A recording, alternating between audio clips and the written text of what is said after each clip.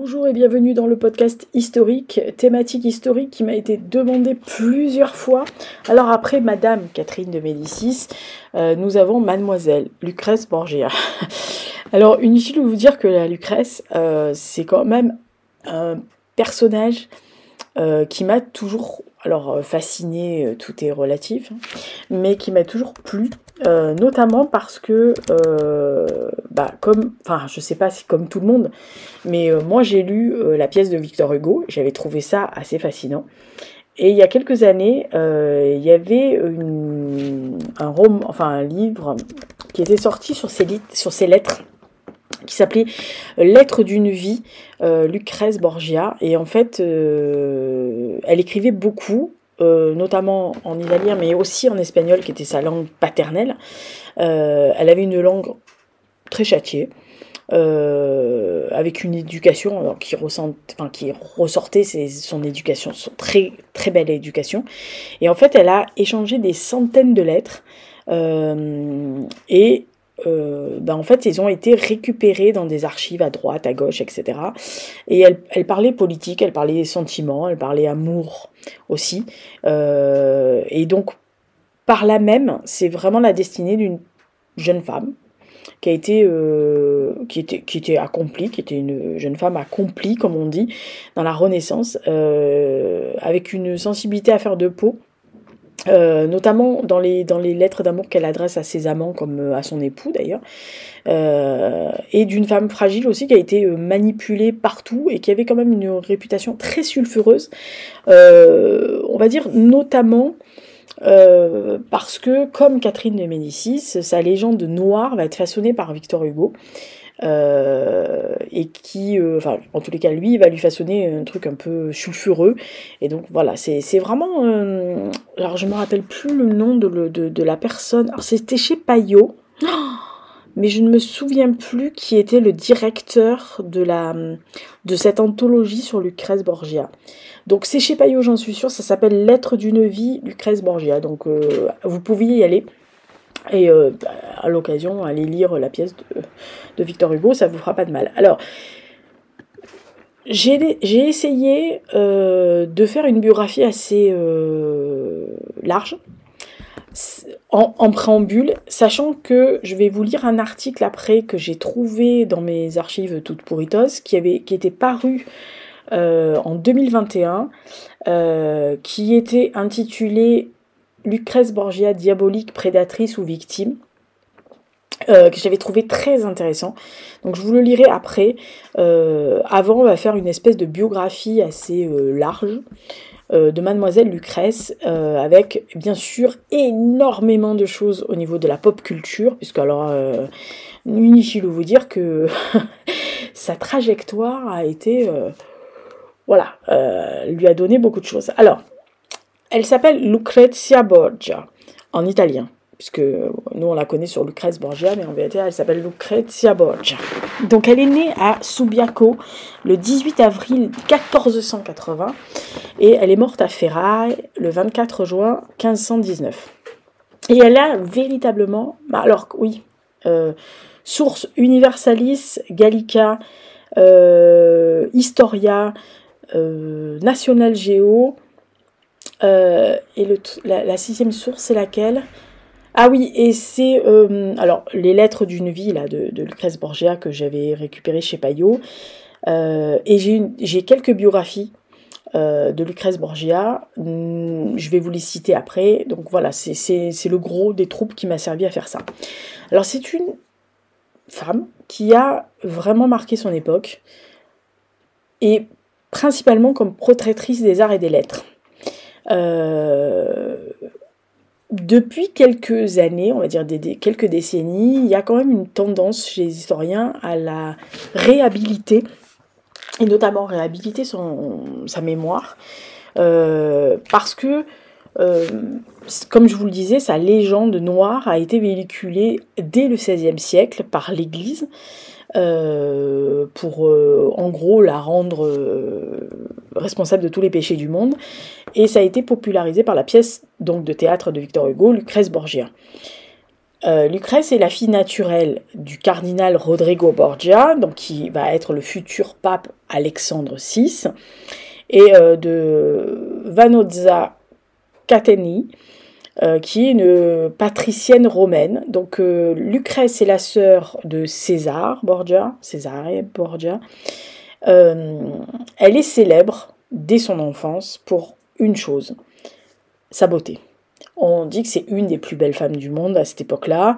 Et aussi, elle est connue alors, voilà, pour ses mœurs prétendument, et on va dire prétendument dissolues, ce qui n'a jamais vraiment été prouvé. Bon, on n'était pas là pour voir, hein, on est bien d'accord sur la question. Alors, au début, elle vit avec sa mère, et avec ses frères, et les nombreux beaux-pères, voilà. Parce que sa mère, en fait, bien étant la favorite officielle du cardinal Borgia, n'est pas mariée avec lui. Elle s'est mariée 4 fois et son dernier mari, qui s'appelle Carlo Canale, est en fait un humaniste qui enseigne aux enfants de sa femme le grec ancien et le latin. Et à l'adolescence, cette jeune femme donc va aménager dans le palais de son père, qui se fait passer auprès d'elle, devant tout le monde, pour son oncle, et qui ne va révéler sa véritable paternité que longtemps plus tard. Borgia, lui, vit avec sa nouvelle maîtresse, qui s'appelle Giulia Farnese, qui est mariée à un certain Orsini, qui n'est autre que le fils de la cousine du cardinal. Ah oui, vous savez, à l'époque, les mœurs, ça, calmez-vous. Voilà. Et c'est elle qui va tenir lieu de nouvelle maman, entre guillemets, de Lucrèce quand elle va débarquer dans le palais de son père. C'est une jeune fille qui est élevée littéralement comme une princesse. Elle va bénéficier d'une éducation très soignée. Elle a visiblement eu une affection particulière pour sa belle-mère, qui va lui enseigner la sphère politique et bien sûr le sac de vipère dans lequel elle vivait. Voilà. Parce que son père est un être ambitieux, ne parlons pas de son frère Césare qui est encore plus ambitieux que le reste. Il aime beaucoup, tous les deux, mais c'est une femme. Et au XVe siècle, une femme, ça est un enjeu politique majeur auprès des hommes de la famille. En plus, elle est jeune, elle est belle, elle se tient bien, elle sait écrire, elle a de l'éducation, elle a de la culture, donc elle passe très très bien, et grâce à sa belle-mère, elle connaît un tout petit peu le gros bordel. Et dès sa prime jeunesse, en fait, on va la promettre, puisque à l'époque c'était comme ça, en mariage, et notamment elle va épouser un certain Giovanni Sforza, qui est une très riche famille et très influente famille, donc jeu des alliances, hein, vous connaissez l'histoire de machin, et donc elle va commencer à vivre l'existence tranquille à laquelle elle aspire. Vous allez voir qu'à partir de son 3e mariage, parce que les 2 premiers c'est pas top. Alors, elle va épouser, donc rappelez-vous, elle est née en 1480. En 1493, voilà, premier mariage, donc avec Giovanni Sforza, qui va être annulé d'ailleurs en 1497 par son papa, qui n'est autre que le pape, à ce moment-là. C'est pratique, ça, c'est pratique. Pour des raisons diplomatiques, voilà, parce que en gros, les Borgia avaient décidé de changer d'alliance dans cette Italie de la Renaissance, avec les duchés, les ducs, les comtes, les machins, les trucs et machins. Donc allez, vas-y, nouvelle alliance.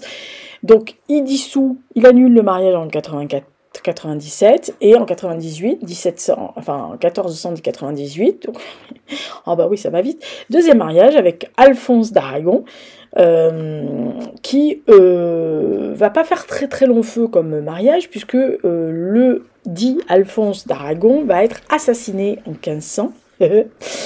Si, voilà, par un homme de main du frère de Lucrèce, donc en gros par un pote à César. Oui, Voilà.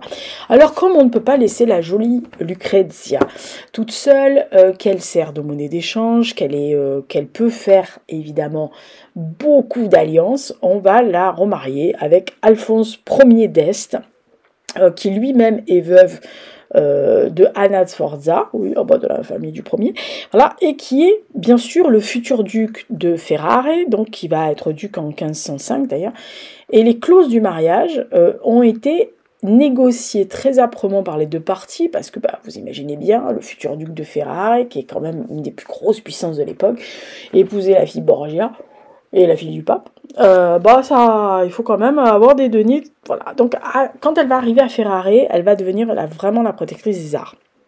Par exemple, l'Aristote ou Pietro Bembo vont vraiment la célébrer, et elle va avoir un rôle politique qui est, même s'il est très limité, va quand même être là. Surtout après la chute de son clan, donc consécutive à la mort du pape, donc en 1503. Et malgré ça, elle va être responsable en chef, entre guillemets, des affaires du Vatican lors des voyages de son père pendant cette période-là. Elle va mourir à 39 ans, après une vie courte mais remplie, du septicémie consécutive à la naissance d'une fille, qui meurt d'ailleurs à l'âge de 2 ans après sa mère, et elle va être inhumée au monastère Corpus Domini de Ferrare. Son fils Hercule II épousera Renée de France, qui est la fille donc de Louis XII, sœur de Claude, l'épouse de François Ier, qui devient ainsi membre de sa famille. Donc vous voyez, il y a des ramifications dans la maison de France. Et on va dire que ce François Ier était l'instigateur du mariage dans le contexte, bien sûr, de la percée de l'influence de l'Italie de l'époque. Alors, de son premier mariage, elle n'a rien, mais son deuxième mariage, elle a un fils qui s'appelle Rodrigue, qu'elle va perdre vraiment très tôt, puisqu'en fait il meurt avant elle. Elle l'a en 1499 et il meurt en 1512, inutile de vous dire. Et de son troisième mariage, alors là par contre elle a 8 enfants. Pas tout ce qui reste, bien sûr, puisque son premier-né meurt 2 mois après sa naissance. Elle a une fille mort-née en 1507, donc 2 ans après son premier. Elle va avoir donc Hercule, qui va être lui duc et qui va donc épouser Renée de France. Elle va avoir Hippolyte d'Este, qui va être cardinal de Ferrare, qui va vivre jusqu'en 1572. Ensuite, Alessandro d'Este, qui lui vit à peu près 2 ans. Puis Éléonore d'Este, qui meurt 3 semaines après. Quelques semaines après. Qui va être... qui sera une des priorités de sa maman. Francesco, donc, qui lui... né en 1516 et meurt en 1578, qui va épouser, qui est le prince de Massa, il me semble, qui va épouser Maria di Cardona dans un mariage arrangé, évidemment, et donc cette fameuse petite Isabella Maria d'Este, qui naît donc en 1519, donc le jour de la mort de sa maman, et qui meurt en 1521. Alors, la légende noire de Lucrèce Borgia a toujours été faite par des racontars, notamment de son premier époux Sforza. On n'est jamais aussi bien servi que par soi-même, hein. Voilà, on n'est jamais aussi trahi que par ceux qu'on aime, et ça ne fait qu'empirer avec Victor Hugo, qui dans sa pièce en 3 actes crée véritablement une légende noire la plus glauque possible, et qui va connaître une abondante postérité littéraire, parce que ça va être repris à toutes les sauces. Pourtant, dans son analyse raisonnée de l'histoire de France, qui est publiée en 1826, donc antérieure à la pièce de Victor Hugo, Chateaubriand, lui, qualifie déjà Lucrèce Borgia de triplement incestueuse. Il y a toujours eu ce truc, ils ont décidé de lui coller tout sur le dos. Et c'est une citation qui suggère d'ailleurs à l'auteur des Misérables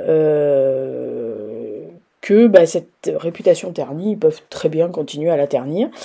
Alors à partir du XXe siècle, il y a de nombreuses biographies qui remettent en question les accusations d'immoralité portées contre Lucrèce Borgia. Il présente un personnage comme la victime plutôt d'une époque et qui était plutôt cruelle pour les femmes. Il faut quand même, pour certaines qui étaient juste des monnaies d'échange et qui pouvaient être défaits de quelqu'un qu'elles aimaient juste pour avoir une alliance avec quelqu'un d'autre. Et la réputation de Lucrèce Borgia, qui a souffert des agissements de ses proches, va être retournée par certains historiens qui vont lui accorder le bénéfice du doute et vont l'innocenter en fait de la plupart des crimes et des méfaits qu'on lui a imputés depuis des siècles. Par exemple, le fameux infant de Rome, qui en réalité, en fait, Lucrèce attend ce fameux divorce d'avec son premier mari, donc Giovanni Forza, aurait eu, et elle a eu une relation avec un certain Perotto, qui était chargé de transmettre les échanges fréquents au sujet du divorce entre les deux époux, puisqu'elle-même était cloîtrée dans le monastère de San Sisto, histoire qu'elle fricote pas ailleurs. Et lorsque son frère César a découvert qu'elle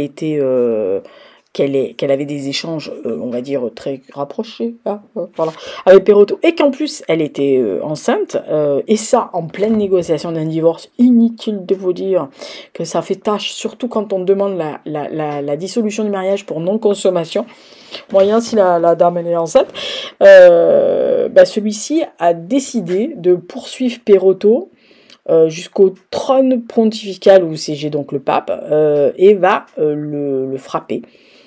Et va en gros tomber. Alors il va tomber accidentellement, c'est bête, il a glissé dans le Tibre, il est tombé. Voilà, il est tombé contre son gré dans le Tibre, il a glissé. Et donc pour assurer les revenus à l'enfant, un fils, le pape va le légitimer dans une bulle, donc une bulle papale, et dire que c'est le fils de César et d'une femme non mariée, et donc il va lui octroyer carrément le duché de Népi. Mais le pape, à l'époque, qui craint quand même que César s'approprie ce duché, va, dans une seconde bulle, indiquer que l'enfant romain est en vérité son fils. Alors ces bulles sont basées sur une filiation parfaitement fausse, puisqu'en fait il est impossible de légitimer un bâtard de Lucrèce autrement, en gros. Et en fait cette dernière a pu s'occuper librement, on va dire légalement, de son prétendu frère, né des amours de son père et d'une autre femme, puisque en fait, en gros, c'était son fils. On est bien d'accord. Voilà. Alors, il y a beaucoup de personnages mythiques autour de Lucrèce Borgia qui ont inspiré énormément d'artistes dans la pop culture. Alors, on parlait de littérature, inutile de vous dire que ça ça a inspiré la dame. Voilà. Alors, on parlait tout à l'heure de la pièce, de la pièce de théâtre dramatique en 3 actes de Victor Hugo, donc qui est sortie en 1833, donc qui s'appelle Lucrèce Borgia, tout simplement. Vous avez aussi un livre qui s'appelle Lucrèce Borgia, les femmes célèbres, qui a été fait par Fred Bérance. Vous avez Mérimée qui a écrit aussi un Il Vicolo de Madama Lucrezia. Vous avez une Borgia qui a été écrite par Michel Sévaco en 1906, si vous voulez les lire. Vous avez aussi un Cécile Saint-Laurent qui a écrit Lucrèce Borgia en 1953. Le Sang des Borgia, qui est un roman historique qui est écrit par Mario Puzo, qui est sorti d'ailleurs, il me semble, au livre de poche il y a une quinzaine d'années. Vous avez aussi Les Borgia, qui est un roman qui ont au volume, je sais plus, 3 ou 4, je sais plus, mais dans Les Crimes célèbres d'Alexandre Dumas, qui est publié en 1839, il y a les Borgia dedans. Vous avez évidemment certains, les Borgia encore de Juliette Benzoni, il n'y a pas très longtemps chez Pocket, donc en 2012. Vous avez même un jeu, un scénario de Assassin's Creed Brotherhood de 2011 où Lucrèce Borgia est dedans. Vous avez un livre qui s'appelle César ou rien de Manuel Vázquez Montalbán de 99, donc qui parle forcément de sa sœur. Vous avez un Michel Péramor qui a écrit Les Rivales, Lucrèce Borgia et Isabelle d'Este, donc chez Robert Laffont en 2014. Et vous avez La fille du pape de Dario Fo chez Grasset en 2014. Donc, et j'en passe, et des... Alors, meilleurs ou pas meilleurs, ça dépendra de ce que... Voilà, mais en tous les cas, il y en a beaucoup d'autres en littérature. Mais elle n'a pas inspiré que la littérature, elle a inspiré de la musique aussi, puisqu'il y a un opéra en un prologue et 2 actes de Gaetano Donizetti qui a été créé à la Scala de Milan le 26 décembre 1833, qui a été inspiré, dont le livret a été inspiré par la tragédie de Hugo, qui s'appelle Lucrezia Borgia. Vous avez aussi Cantarella de Kaito Shion et de Miku Hatsune, qui sont des personnages fictifs, mais ça a été créé pour ça. Vous avez la chanson éponyme de l'album, donc de la chanteuse française Juliette, dans son album qui s'appelle Rimes féminines de 1996, qui cite Lucrèce Borgia parmi la ribambelle des grandes figures féminines auxquelles elle rend hommage.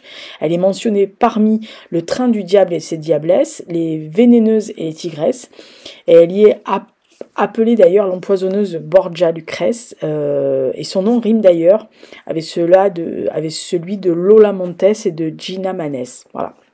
Et vous avez bien sûr Lucrezia My Reflection par Sisters of Mercy. Donc vous avez de tout, opéra, rock, à peu près de tout. Alors au cinéma, inutile de vous dire que ça a défilé, parce que quand vous avez un personnage aussi, on va dire, avec lequel vous pouvez jouer, autant le sulfureux que le passionné, que la pauvre petite fille, que la fille qui s'est fait avoir sur toutes les coutures par son frère et son père, parce qu'ils l'ont donné, hein, littéralement, ils l'ont vendu au plus offrant. Le cinéma s'est emparé. Alors vous avez un Lucrèce Borgia de Mario Caserini en 1910, toujours en 1910, Histoire des Borgia d'Ugo Falena, voilà. Vous avez en 1911, je vous dis, ça a inspiré, Le souper des Borgia de Giuseppe Logoro. Vous avez en 1912 Lucrezia Borgia de Gerolamo Lo Savio. En 1917, vous avez The Eternal Sin, donc le péché éternel de Herbert Brennan. En 1919, vous avez Lucrèce Borgia de Augusto Genina. Ensuite, en 1922, vous avez 2 films. Un qui s'appelle Lucrezia Borgia de Richard Oswald et Mariota the Dancer de Julius Erska. En 1923, vous avez Bride of Vengeance de Frank Lloyd. D'ailleurs, Frank Lloyd prendra la même actrice qui s'appelle Liane Haid, qui était déjà dans le Richard Oswald de 1922, qui sera la même personne qui jouera. En 1926, vous avez Don Juan de Alan Crosland, qui est d'ailleurs, Lucrèce Borgia est jouée par Estelle Taylor, il me semble. Lucrezia Borgia de Abel Gans, donc toujours en 1926.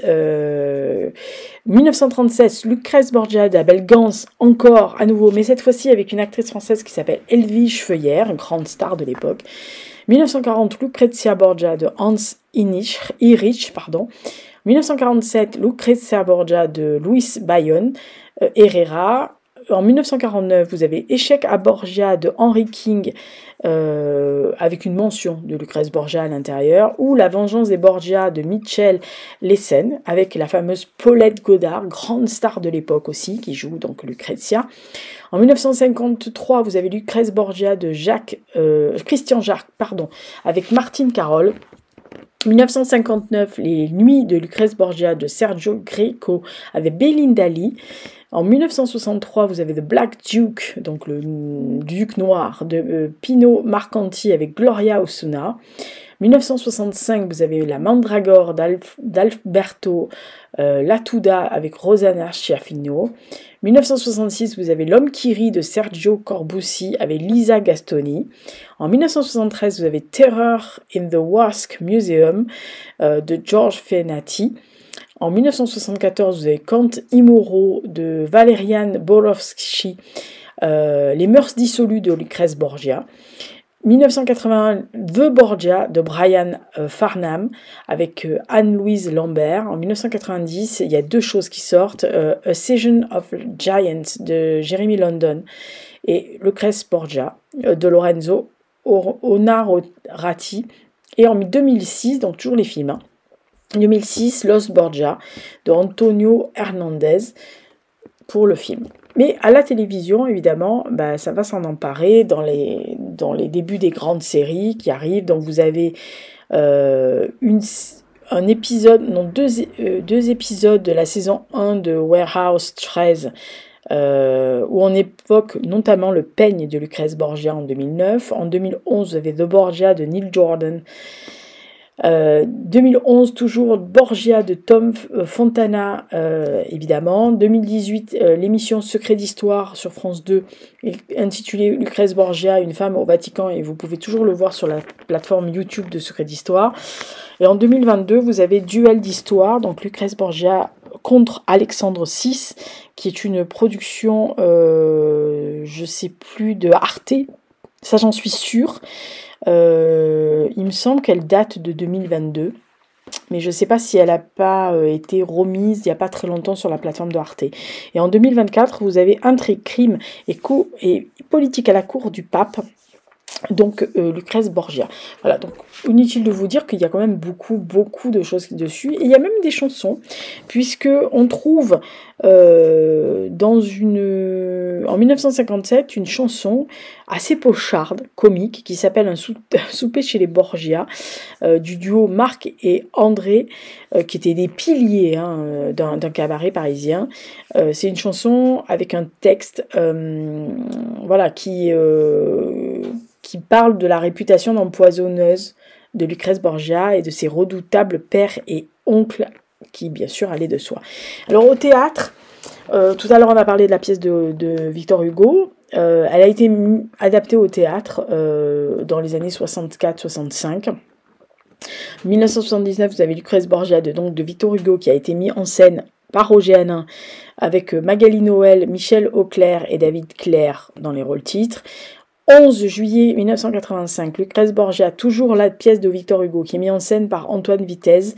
Donc voilà, je vous dis, c'est l'adaptation encore de celle de Victor Hugo en 2013 avec Marina Hans.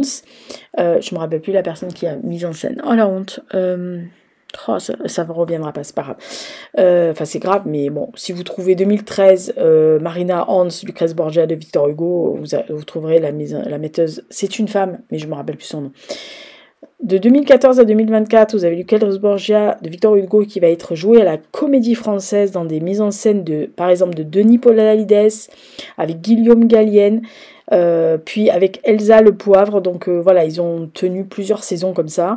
Et en 2014, vous avez aussi encore la pièce de Victor Hugo qui est jouée aux Fêtes nocturnes du château de Grignan, avec une mise en scène de David Bobet et dans le rôle titre de Lucrèce Borgia. D'ailleurs, excellente pièce, Béatrice Dalle. Tout à l'heure, je vous parlais de Assassin's Creed dans le jeu vidéo qui est sorti. Donc, Lucrèce Borgia dans Brotherhood fait partie des personnages principaux de Assassin's Creed, comme on vous dit. Alors, il n'y a pas que ça, il y a aussi des BD et des mangas. Alors oui, elle a inspiré à peu près tout. Ah bah si. Voilà, vous avez une série de 4 albums qui s'appelle Borgia, qui est écrite par Alejandro Jodorowsky et qui est décidée par Milo Manara, qui raconte la manière romancée la vie de Alexandre VI et de sa progéniture. Donc vous avez 4 tomes. Les deux premiers chez Albin Michel, les 2 derniers chez Glénat. Je me souviens plus des noms, mais vous les trouverez. Vous avez Cantarella, dont je vous parlais tout à l'heure, de Yu Iguri, où elle est effectivement dans cette bande dessinée manga amoureuse de son frère, Cesare Borgia. Vous avez Cesare, donc de Yufumi Sorio, où Lucrèce apparaît dans le tome 4, et vous avez un manga qui s'appelle Katan no Madonna de Kiyo Sato, où Lucrèce tient un second rôle, où elle est également amoureuse de son frère Cesare Borgia. Il faut dire que c'est quand même quelque chose qui a enflammé l'imagination de beaucoup de monde et depuis longtemps. Voilà, donc ça c'est un espèce de résumé assez facile, oui on peut dire, de la vie de Lucrèce Borgia, mais c'est pour ça que je vous invite à écouter, si ça vous intéresse encore, l'article qui est paru le 22 septembre 1921 de Josep Paolo I. Horta, qui s'appelle donc Lucrèce Borgia, diabolique, prédatrice ou victime, parce que c'est vraiment une façon de voir la vie de Lucrèce Borgia avec nos yeux de maintenant. Alors, l'accroche de cet article disait « Fille illégitime d'un pape et de sa maîtresse, Lucrèce Borgia fut célèbre pour sa beauté ainsi que pour les morts suspectes et intrigues politiques ayant plané sur elle et sa famille. Mais quels sont les aspects qui relèvent de la vérité et ceux qui relèvent de la pure invention ?» Voici l'article. Un jour de printemps de l'an 1480, le cardinal Rodrigo Borgia fait venir plusieurs astrologues à son domicile à Rome, afin qu'ils lui prédisent l'avenir d'un nouveau-né.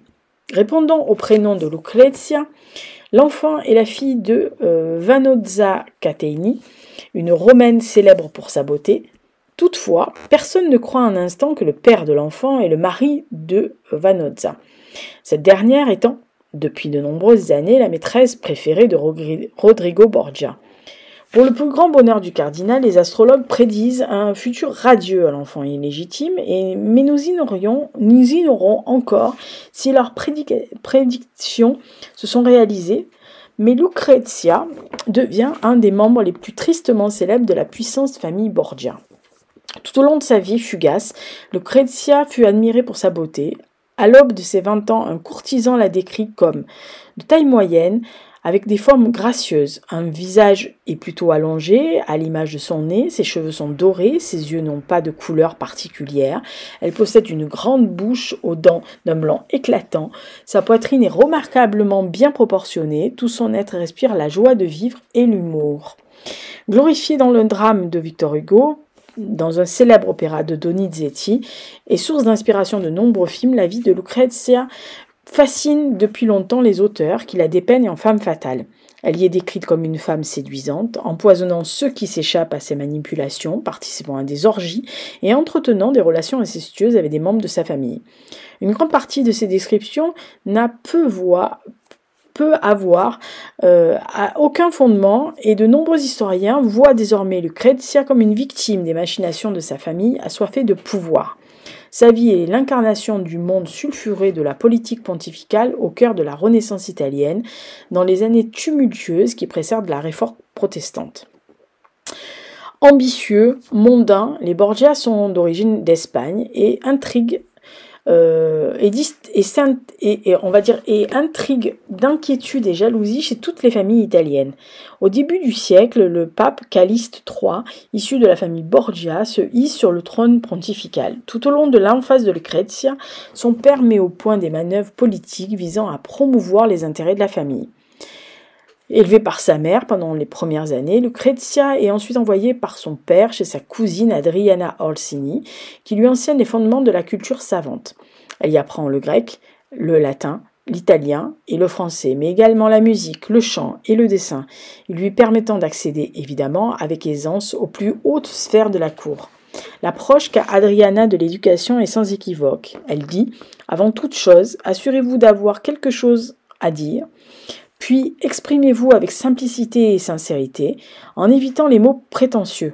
Je veux vous apprendre à réfléchir et non pas à élaborer des phrases pompeuses. En août 1492, Rome nomme le second pontife issu de la famille Borgia, Rodrigo, qui devient alors le pape Alexandre VI. L'accession au trône de son père transforme bien sûr à jamais la vie de Lucrezia. Le destin de la jeune fille prend soudain une importance toute particulière aux yeux des hommes puissants qui l'entourent.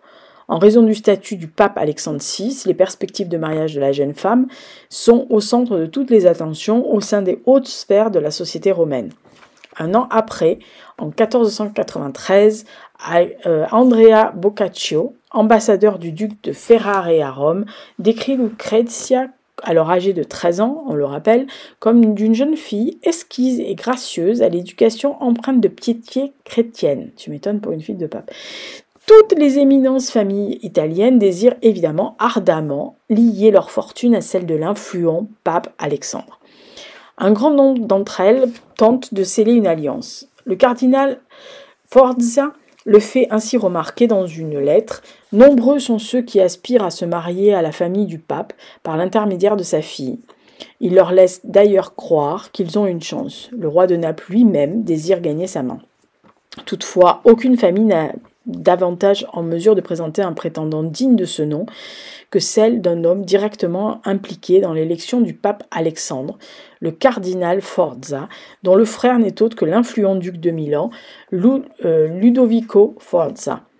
Le cardinal Forza propose d'unir leur famille par le mariage de Lucrezia, alors âgée de 13 ans, et son neveu Giovanni. Les Borgia acceptent la proposition et gagnent ainsi un puissant allié au nord et au centre de l'Italie. Le 9 juin 1493, Giovanni Forza fait une entrée triomphale à Rome par la Porta del Popolo. Son mariage avec Lucrezia a lieu 3 jours plus tard. Les élites de la ville et leurs familles, les ambassadeurs ainsi que d'autres responsables sont conviés à la cérémonie. Selon certains récits, la célébration de ces noces voit le pape et les cardinaux manger et danser toute la nuit.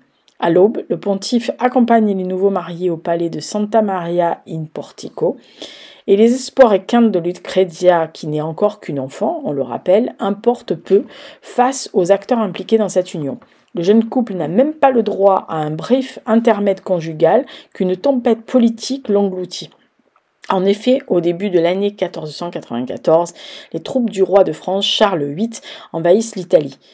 Ludovico Forza, oncle de l'époux de Lucrezia, scelle une alliance avec les Français contre le père de cette dernière.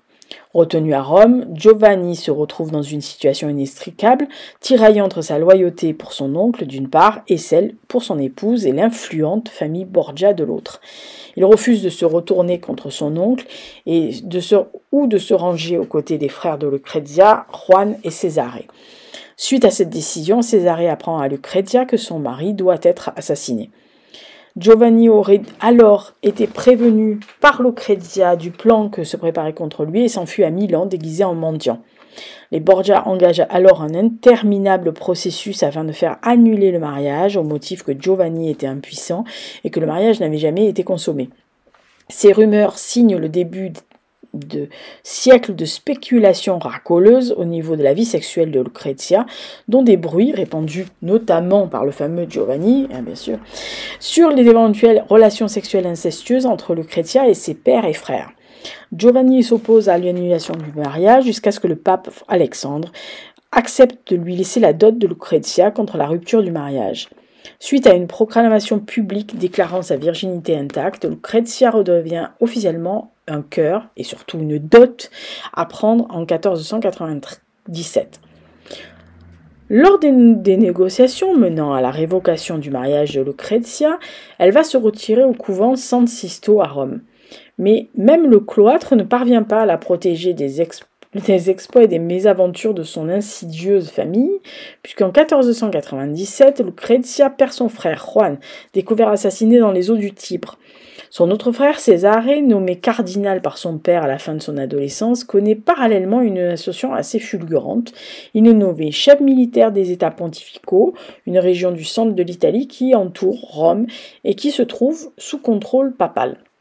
L'isolement de Lucrezia à San Sisto prend fin lorsque sa famille, toujours pour protéger ses intérêts, pas les intérêts de la famille, pas celles de Lucrezia, on est bien d'accord, se met à la recherche d'un nouvel époux. Cette fois-ci, le prétendant se nomme Alfonso d'Aragon et n'est autre que le fils illégitime du roi de Naples, alors qu'un immense royaume domine le sud de l'Italie. Son mariage avec Lucrezia ouvrirait la voie à l'union de son frère Cesare avec Carlotta, la fille du monarque napolitain, lequel est un adversaire clé de la France, ennemi majeur du pape. En 1498, donc, Lucrezia épouse son second mari dans la cité vaticane. La mariée comme le marié semblent tous deux désirer véritablement cette union. Lucrezia est alors âgée de 18 ans, son époux Alfonso d'à peine plus jeune qu'elle, est perçu comme un jeune homme à la fois beau et aux belles manières. Il semble s'agir d'un mariage heureux. En 1499, Lucrezia donne naissance à un fils, baptisé Rodrigo en l'honneur de son grand-père. Le bonheur conjugal est toutefois de courte durée. Étonné.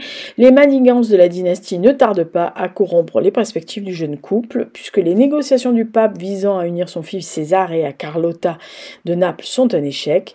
Dans un surprenant revirement de situation, il décide de se lier à son ancien ennemi Louis XII, le nouveau roi de France. En 1500, Césarée épouse ainsi Charlotte d'Albret, fille du duc d'Albret, lui-même parrain du souvenant de France. Les intérêts donc des Borgia et ceux de France s'opposent désormais à ceux de Naples. Et donc, Alfonso, le mari de Lucrezia, en tant que napolitain, devient l'handicap politique aux yeux de l'influence césarée et du pape Alexandre. Au cours des jours précédant l'année du jubilé 1500, un astrologue avertit Alexandre de l'arrivée d'un malheur et lui conseille d'être vigilant.